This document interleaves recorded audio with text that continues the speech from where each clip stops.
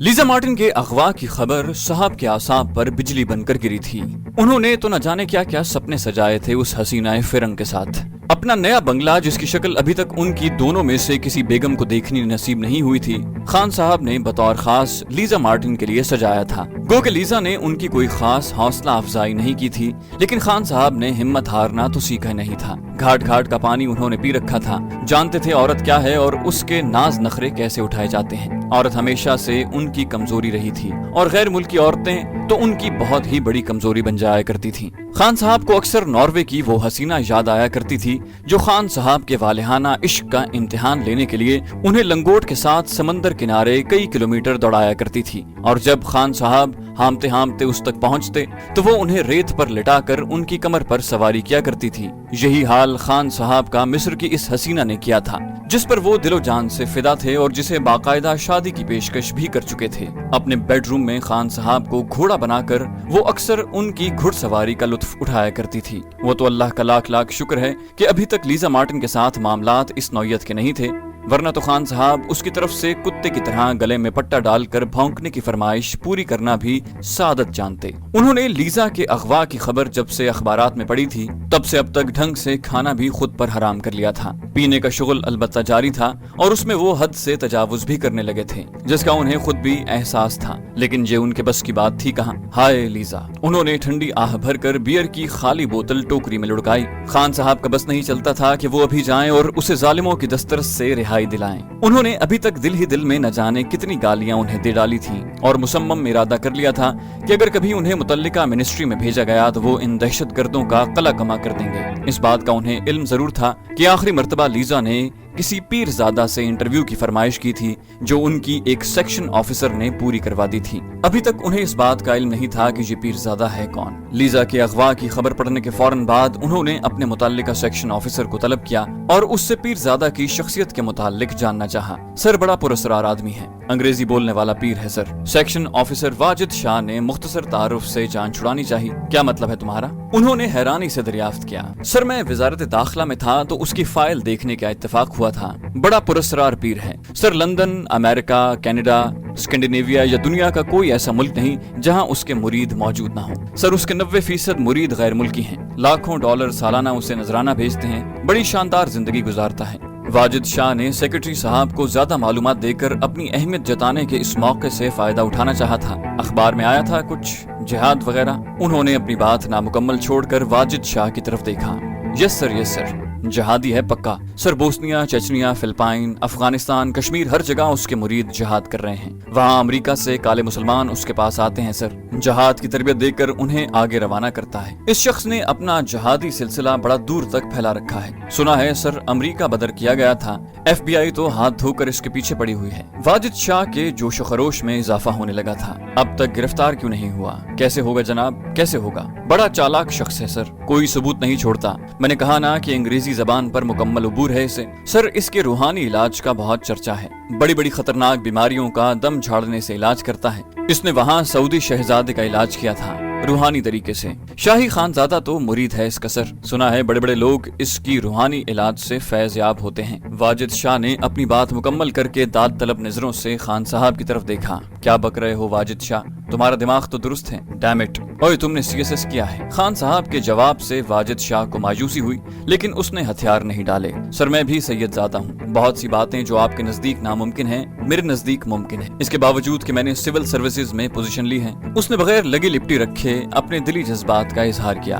अच्छा, तुम किसी से भूल कर भी इस बात का जिक्र न करना कि मैंने तुम्हें उससे किसी की मुलाकात करवाने के लिए कहा था। उन्होंने करीबन सरगोशी के अंदाज में कहा। ओके सर, नहीं करूंगा। सर वो एक रिक्वेस्ट थी।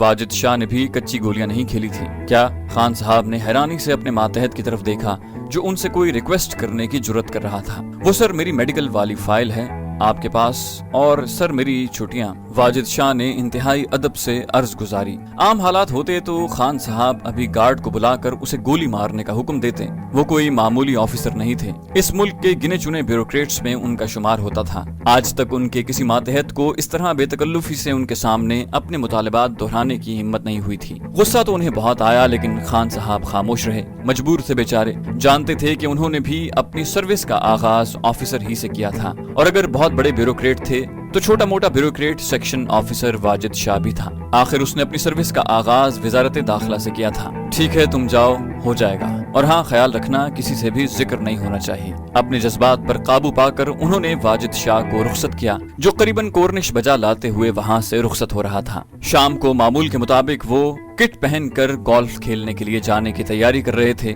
जब ये अजाब उन पर नाजिल हुआ। खान साहब अपनी रिहाइश गाह पर मौजूद थे जब गेट ऑफिस से उनके पीए ने किसी कैप्टन राहील की आमद की इत्तला दी। डैम इट, तुम्हें मालूम नहीं कि मैं घर पर किसी से नहीं मिलता, मेरी गेम का वक्त हो रहा है। उन्होंने इंटरकॉम गुस्से से बंद कर दिया, लेकिन बमुश्किल 2 मिनट बाद ही दोबारा घंटी बजी तो वो गुस्से के साथ हैरान भी हुए, क्योंकि उनका पीए कभी ऐसी जुर्रत नहीं कर सकता था कि उन्हें दोबारा जहमत दे। यस, उन्होंने फाड़ खाने वाले लहजे में कहा। सर, मैं माफी चाहता हूँ, कैप्टन साहब इंटेलिजेंस से आए हैं और आपसे मिलने पर बजिद हैं। पीए ने कपकपाती आवाज में कहा। इंटेलिजेंस के नाम पर खान साहब का माथा ठनका। उसे फोन दो। उन्होंने पीए को हुक्म दिया और दूसरे ही लम्हे कैप्टन राहील लाइन पर था। अस्सलाम वालेकुम सर, मेरा नाम कैप्टन राहील है और मैं आपसे मिलना चाहता हूँ, लेकिन मैं इस वक्त किसी से नहीं मिलता, मेरी गेम का वक्त हो रहा है। उन्होंने अपने लहजे को हर मुमकिन नॉर्मल रखने की कोशिश की। आई एम सॉरी सर, ये सिक्योरिटी मैटर है, आपको जहमत करनी पड़ेगी। कप्तान भी कदमों का पक्का लगता था। सिक्योरिटी मैटर कहकर उसने एक मर्तबा तो खान साहब के गुब्बारे से हवा निकाल दी। उन्होंने चंद सानिये कुछ सोचा, फिर बादल नखास्ता उसे इजाजत दे दी। अगले 10 मिनट तक उन्होंने कप्तान साहब को ड्राइंग रूम में इंतजार करवाया और अपने आसाब मुकम्मल बहाल करने के बाद वहां पहुंचे। कैप्टन राहील ने उनकी बदतमीजी को बिल्कुल नजरअंदाज करते हुए खड़े होकर उन्हें करीबन सैल्यूट किया। यस, उन्होंने कैप्टन राहील के सलाम और एहतराम को नजरअंदाज करके अपने ब्यूरोक्रेट अंदाज को बरकरार रखा और उसके सामने सोफे पर धंस कर बैठ गए। सर, आपने अखबारात में अमेरिकन जर्नलिस्ट लीजा मार्टिन के अगवा की खबर पढ़ी होगी। कैप्टन राहील ने भी मजीद लगी लिपटी रखना मुनासिब न जाना। मैं उर्दू अखबारात नहीं पढ़ता, उन्होंने अदाए बेनियाजी से कहा। सर, अंग्रेजी अखबारात में भी ये खबर आई है। गुज़श्ता 2 रोज से तो हर मीडियम में ये खबर आ रही है। कैप्टन राहील ने बहरहाल अपने लहजे की ताजगी बरकरार रखी थी। मैं अगवा और चोरी चकारी जैसे जुराइम की खबरों पर तवज्जो नहीं दिया करता, उन्होंने उसकी तरफ देखे बगैर कहा। लेकिन सर, इस पर नेचुरली आपको तवज्जो देनी चाहिए थी, क्योंकि लीजा मार्टिन ने आखिरी मुलाकात आपसे की थी। कैप्टन राहील ने फिक्रे का आखिरी हिस्सा कदरे बुलंद आवाज में कहा था। डैम इट, अब मुझे क्या अपनी प्राइवेसी का हिसाब देना होगा तुम्हें? खान साहब को वाकई इस धमाका खेज खबर से गुस्सा आ रहा था। सर, मैंने अर्ज किया ना कि ये सिक्योरिटी मैटर है, प्लीज एक्सक्यूज मी, लेकिन मैं अपनी ड्यूटी पूरी कर रहा हूँ। राहील ने खुद को नॉर्मल रखा। देखो नौजवान, ये क्या मसला है और क्या नहीं, मुझे इसकी परवाह नहीं। मेरा असिस्टेंट ब्रिगेडियर है और मुझे कप्तानों को इंटरव्यू देने का कोई शौक नहीं। किस एजेंसी से ताल्लुक है तुम्हारा? उन्होंने इतने दुरुस्त लहजे में जवाब दिया कि कैप्टन राहील को मजबूर होकर अपनी एजेंसी बतानी पड़ी। आम हालात में शायद वो ऐसा न करता। देखता हूँ तुम्हें और तुम्हारी एजेंसी को, खान साहब ने गुस्से से कहा और अपने सोफे के साथ रखे फोन पर अपने पीए से कोर कमांडर का नंबर मिलाने के लिए कहा, जो उस वक्त गोल्फ क्लब में उसका इंतजार कर रहा था। थोड़ी ही देर में वो लाइन पर था। खान साहब ने उन्हें कैप्टन राहील के कवायफ से आगाह करते हुए अपने मुख्तसर हालात का जिक्र किया और दूसरी तरफ से कुछ सुनने के बाद फोन रख दिया। यस सर, क्या हुक्म है मेरे लिए? फोन रखने पर कैप्टन राहील ने दरियाफ्त किया। वेट, उन्होंने गुस्से से जवाब दिया। बमुश्किल 3 मिनट बाद फोन की घंटी दोबारा बजी और खान साहब किसी आला शख्सियत से गुफ्तगू करने लगे। इस मर्तबा कैप्टन राहील ने उनको फौरन नॉर्मल होते हुए देखा और जल्द ही उनकी अकड़ी हुई गर्दन ढीली पड़ने लगी। उन्होंने फोन एक तरफ रखकर घंटी बजाई और वेटर को मशरूबात लाने का हुक्म दिया। थोड़ी देर बाद वो मशरूबात के गिलास पकड़े महवे गुफ्तगू थे। शायद किसी आला शख्सियत ने उनसे कह दिया था कि वो इस कप्तान से पंगा न ले, क्योंकि ये लोग ज्यादा देर तक इस जबान में गुफ्तगू नहीं करते। और यूं भी खान साहब का नाम किसी अच्छे वाक़े से नहीं जोड़ा जा रहा था। देखो नौजवान, मुझे इल्म नहीं कि ये क्या मसला है। जहाँ तक लीजा मार्टिन का ताल्लुक है तो उसने वॉशिंगटन से इस्लामाबाद तक मेरे साथ सफर किया था। हमारा तारुफ हुआ। जाहिर है मैं आला अफसर हूँ और वो गैर मुल्की जर्नलिस्ट है। हम दोनों ने अपने अपने अंदाज से गुफ्तगू भी की होगी। उसके बाद वो इस हवाले से मुझे 1-2 मरतबा यहाँ इस्लामाबाद में मिलने आई थी। कोई ऐसी बड़ी बात नहीं, ना ही मेरा ये मनसब है कि मैं किसी गैर मुल्की जर्नलिस्ट को धुतकारता फिरूं। ये लोग बहरहाल हमारे मुल्क में मेहमान हैं और हर जिम्मेदार ऑफिसर की ये ख्वाहिश होती है कि वो पाकिस्तान के मुताल्लिक अच्छा तासुर लेकर यहाँ से जाए। उन्होंने अपनी दानिश्त में सब कुछ बता दिया था, लेकिन कैप्टन राहील ने अगले 1.5 घंटे तक उनकी मगजमारी की। उसने खान साहब को बावर करवाया कि उन्होंने जरूरत से ज्यादा मेहमान नवाजी करके अपने लिए मसाइल खड़े किए हैं, वरना वो उन्हें कभी जहमत न देता। उसके मुंह से कोयटा से इस्लामाबाद तक लीजा मार्टिन के लिए की जाने वाली खान साहब की नाज बर्दारियां सुनकर खान साहब कदरे शर्मिंदगी महसूस करने लगे थे। कैप्टन राहील ने उन्हें बताया था कि लीजा मार्टिन को अगवा कर लिया गया है اور اس نے آخری ملاقات ان سے کی تھی۔ اس ملاقات میں اس نے کسی اور سے ملنے کا تذکرہ بھی کیا ہوگا۔ کیپٹن راہیل کے اس سوال نے انہیں گڑبڑا کر رکھ دیا تھا۔ وہ اندازہ لگا چکے تھے کہ یہ خاصا باخبر آفیسر ہے اور عین ممکن ہے کہ اسے اس بات کا علم ہو جو وہ اس سے چھپا رہے ہیں۔ وہ بھی بڑے کائیاں آدمی تھے۔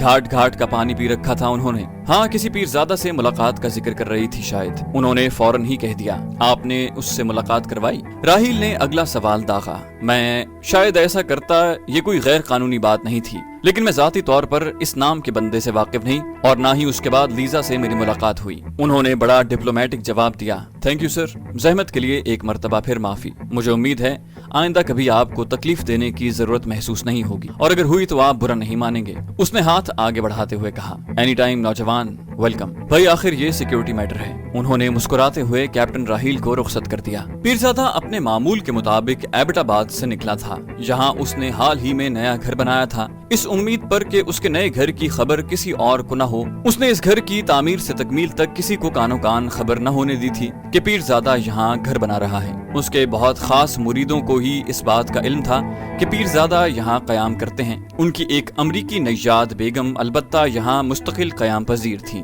جو باقاعدگی سے ذکر کی محافل کا انعقاد کرتی تھیں۔ اس کے علاوہ یہاں اور کوئی سرگرمی دیکھنے میں نہیں آتی تھی۔ پیرزادہ نے اس بات کا خصوصی اہتمام کر رکھا تھا کہ ایبٹ آباد والی اس کوٹھی میں کوئی مجاہد لیڈر یا خفیہ ایجنسیوں کے اس کے دوست اس کی ملاقات کو نہ آئیں، کیونکہ یہ بات ہمیشہ اس کے گمان میں رہی تھی کہ اس کے خلاف جس انداز سے پروپیگنڈا کیا جاتا ہے، اس کے بعد ناممکن تھا کہ انٹیلیجنس ایجنسیوں نے اس کے معمولات کی مستقل مانیٹرنگ کا نظام قائم نہ رکھا ہو۔ اپنے گھر سے باہر آنے کے بعد اس کے ڈرائیور نے وہ شاہراہ پکڑی جس پر سفر کر کے انہیں اپنی اگلی منزل گڑی حبیب اللہ پہنچنا تھا۔ ابھی بمشکل انہوں نے گاڑی سیدھی ہی کی تھی کہ ایک تیز رفتار وین نے انہیں روکنے کا اشارہ کیا۔ پیرزادہ چونکا اور اس کا ہاتھ فوراً اپنے ریوالور پر گیا، جو عموماً اس کا ہم سفر رہتا تھا۔ ڈرائیور اور اس کے ساتھ اگلی سیٹ پر موجود گن مین بھی چوکس ہو کر کسی بھی صورتحال کا مقابلہ کرنے کے لیے تیار تھے۔ انہوں نے گاڑی اس پوزیشن میں کھڑی کر رکھی تھی کہ اگر وین سے حملہ ہو تو اس کا مؤثر جواب دے سکیں۔ وین کا دروازہ کھلا تو ایک خوبصورت لڑکی کیمرہ مین کے ساتھ برآمد ہوئی۔ لڑکی کے تیکھے نقوش اور تیور بتا رہے تھے کہ اسے اپنی پیشہ ورانہ ذمہ داریاں انجام دیتے ہوئے اگر کسی حد سے گزرنا پڑے تو وہ ایسا کر گزرے گی۔ سر معافی چاہتی ہوں، میں گزشتہ 3 روز سے آپ کو تلاش کر رہی ہوں۔ میرا تعلق سٹار ٹی وی چینل سے ہے۔ اس نے ایک ہی سانس میں پیرزادہ کی گاڑی کے سامنے آ کر اپنا تعارف کروایا اور پیرزادہ کی طرف داد طلب نظروں سے دیکھا کہ اس نے بہرحال پیرزادہ کو تلاش کر لیا ہے۔ فرمائیے، اس نے کھڑکی سے باہر جھانکتے ہوئے دریافت کیا۔ ابھی تک اس کے بائیں ہاتھ میں پستول فائرنگ پوزیشن میں موجود تھا، لیکن اس طرح کہ لڑکی کو باہر سے دکھائی نہ دے۔ البتہ اس کے دونوں محافظوں کے تنے ہوئے اعصاب کچھ ڈھیلے پڑنے لگے تھے۔ پیرزادہ گو کہ ہر وقت چوکنا رہتا تھا۔ اسے اس بات کا بھی علم تھا کہ مختلف غیر ملکی ایجنسیوں کے کارندے اخبار نویسوں کے بحروپ میں اس کے معمولات اور نظریات سے آگاہی کے لیے کوشاں رہتے ہیں، لیکن اس نے کبھی پریس کے ساتھ اپنے تعلقات نہیں بگاڑے تھے۔ یہ اس کی طے شدہ پالیسی تھی۔ عام حالات میں گو کہ وہ پریس والوں سے کنی کترا جاتا تھا، لیکن ان پر کبھی ایسا تاثر قائم نہیں ہونے دیتا کہ وہ ان سے احتراز برت رہا ہے۔ لیزا مارٹن سے ملاقات میں اسے کوئی اعتراض نہیں تھا، لیکن 11 ستمبر کے بعد کی صورتحال نے اسے چوکنا کر دیا تھا، کیونکہ وہ جانتا تھا کہ امریکن FBI نے حسب سابق اس کی فائل بھی کھولی ہوگی۔ اب بھی اس نے بڑے مہذب انداز میں بھارتی چینل کی اس خاتون سے دریافت کیا تھا جو یہاں تک اس کے تعاقب میں چلی آئی تھی۔ حالانکہ پہلی ہی نظر میں اسے اندازہ ہو گیا تھا کہ یہ کوئی جرنلسٹ ہرگز نہیں بلکہ کسی خطرناک سازش کا حصہ ہے جو اس کے خلاف تیار ہو چکی ہے۔ بہرحال اسے اس سازش سے نمٹنا تھا۔ اب خاموش رہ کر یا بھاگ کر وہ مشکوک ہونے سے تو رہا۔ سر، میرا نام گیتا ہے، گیتا پاٹھک۔ کیا آپ پلیز کہیں بیٹھ کر بات چیت کرنا پسند کریں گے؟ گیتا نے اتنے مہذب انداز سے یہ بات انگریزی میں کہی تھی کہ عام حالات میں کوئی زاہد بھی اس کی خواہش پر لبیک کہتا، لیکن پیرزادہ فی الوقت کسی سازش کا حصہ بننے کے لیے تیار نہیں تھا۔ میں معافی چاہتا ہوں، پہلے ہی دیر ہو گئی ہے، مریدوں کے ایک روحانی اجتماع میں جانا ہے، اس نے بڑے مہذب انداز میں جواب دیا۔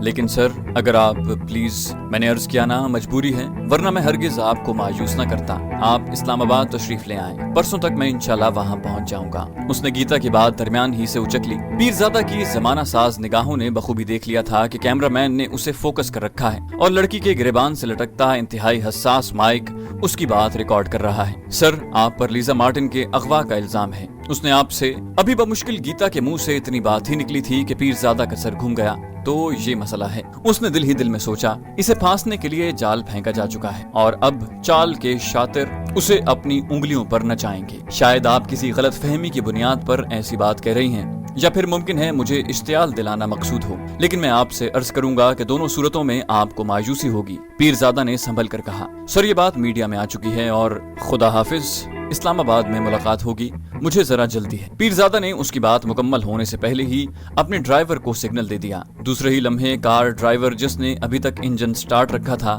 دباؤ ایکسلریٹر پر بڑھا دیا۔ جب تک گاڑی نظروں سے اوجھل نہ ہو گئی، کیمرہ مین نے اسے فوکس کیے رکھا۔ او میرے خدا، یہ نئی مصیبت کہاں سے آ گئی؟ پیرزادہ نے بڑبڑاتے ہوئے کہا۔ اس کے وہم و گمان میں بھی یہ بات نہیں آ سکتی تھی کہ ان حالات میں اس پر اس نوعیت کا حملہ ہوگا۔ سٹار ٹی وی چینل کے کسی نمائندے کا ایبٹ آباد تک پہنچ جانا اس بات کا ثبوت ہے کہ اس کی نئی رہائش گاہ کا علم را کو ہو چکا ہے، جو اس بات کا بھی ثبوت تھا کہ جس ایجنسی نے بھی اس کے خلاف سازش تیار کی ہے، اسے را کا تعاون ضرور حاصل ہے، اور یہ کوئی جوائنٹ وینچر ہے جو اس کے خلاف چلایا جا رہا ہے۔ اس کی پریشانی بڑھنے لگی تھی۔ افغانستان سے گرفتار ہونے والے سیدھے سادے مجاہدین کو امریکی جانوروں کی طرح بے رحمی سے گھسیٹتے ہوئے گوانتنامو بے کے عقوبت خانے میں پھینک رہے تھے، جہاں ان سے آن ریکارڈ انتہائی شرمناک اور انسانیت سوز سلوک کیا جا رہا تھا، اور امریکن بڑی ڈھٹائی سے اس بات کا اعتراف بھی کھلے بندوں کر رہے تھے۔ انہوں نے افغانستان سے گرفتار ہونے والے ان انسانوں کی انسانی حیثیت کو تسلیم کرنے سے انکار کر دیا تھا، اور ان پر کوئی بھی انسانی اخلاق قانونی ضابطہ نافذ کرنے سے انکاری تھے۔ پیرزادہ سے زیادہ اس بات کا کس کو علم تھا کہ اس نے لیزا مارٹن کو اغوا نہیں کیا؟ اس نے تو ابھی تک لیزا مارٹن کے اغوا کی خبر بھی نہیں پڑی تھی، کیونکہ پاکستانی اخبارات یا میڈیا میں ابھی تک اس کا ذکر نہیں ہوا تھا۔ آخر اس لڑکی کو کس نے اطلاع دی اور یہاں کیسے پہنچایا؟ اس کے دشمنوں نے خطرناک وار کیا تھا، اس پر چومکھی حملہ ہوا تھا۔ پیرزادہ کو اچھی طرح اس بات کا علم تھا کہ جس کسی نے بھی یہ سازش تیار کی ہے، وہ اب میڈیا کے ذریعے طوفان کھڑا کرے گا، اور امریکی جنہوں نے 11 ستمبر کے بعد سے ساری دنیا کو اپنی جاگیر سمجھ کر انسانی وحشت اور درندگی کے ریکارڈ قائم کرنے شروع کر دیے ہیں، اسے مکھن سے بال کی طرح نکال کر گوانتنامو بے پہنچا دیں گے۔ چینل کو سبسکرائب کیجیے اور بیل آئیکن پر کلک کیجیے تاکہ آپ کو تمام ویڈیوز فوراً ملتی رہیں۔